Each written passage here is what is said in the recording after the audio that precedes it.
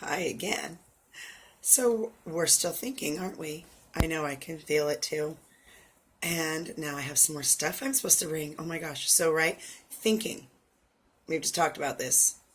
Thinking is in your brain. It's a brain function. It's a function of the brain. Knowing is in your heart. It's a function of the heart.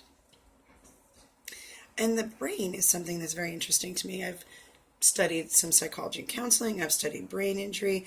I've designed some service models around brain injury recovery. I deal with a brain injury in my life, along with PTSD, trauma responses. So I've put some information and study into the brain, its function, its purpose. And I've got, I don't know, some strange thoughts going on in there. Have you ever seen the brain? Like dead, a picture, TV, what they show us of the brain. Because I'm wondering, I don't know how things are in this world with technology and science and all that. So I'm wondering if there's anybody who has actually seen a living, functioning brain in action that can actually say for a fact that the human brain organism is gray in color. So it came to me just a few minutes ago. Do they really call the human brain organ gray matter because of its color? I mean, based on some of the things we're learning nowadays, that's a pretty legitimate question. So the image that we see when we're shown an image of the human brain is that it's this neutral kind of gray color. But coloring changes when things die.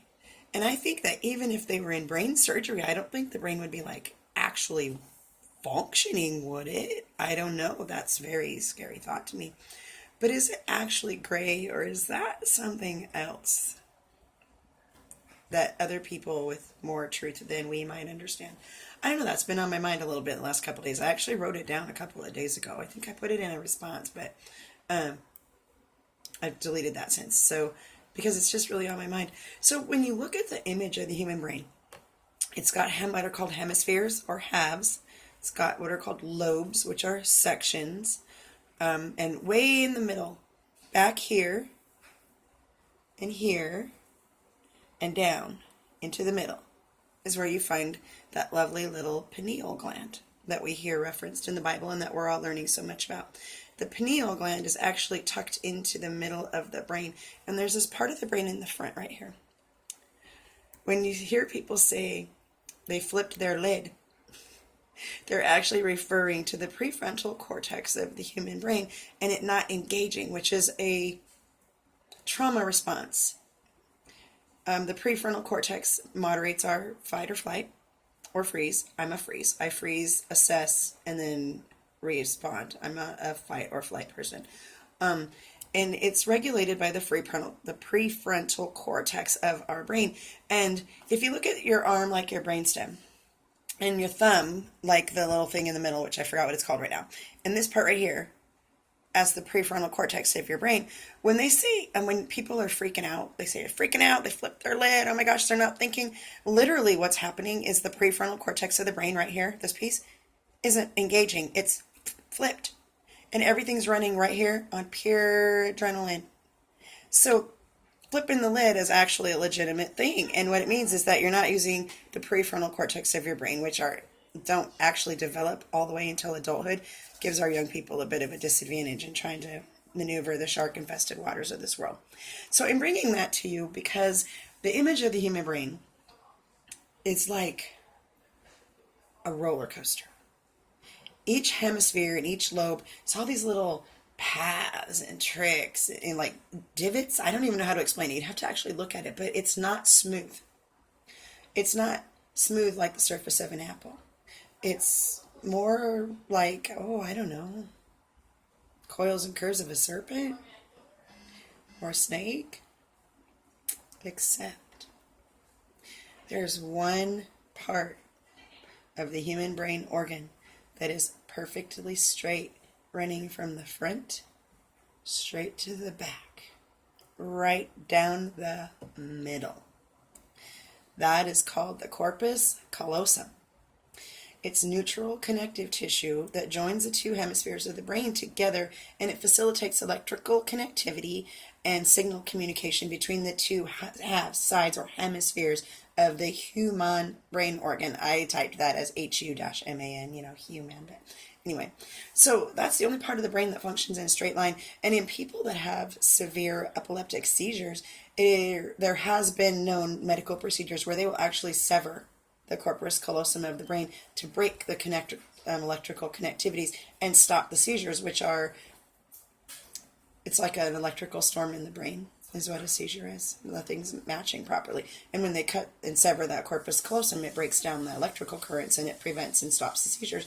But it also has the interesting effect of reversing the brain. It does. Your right is run by your left is run by your right. It's the strangest thing. When they sever that, it reverses the functions of the human brain. So the only thing about the human brain that is in a straight line is the corpus callosum running right down the middle. And that's actually the neutral path through the mind field of the mind.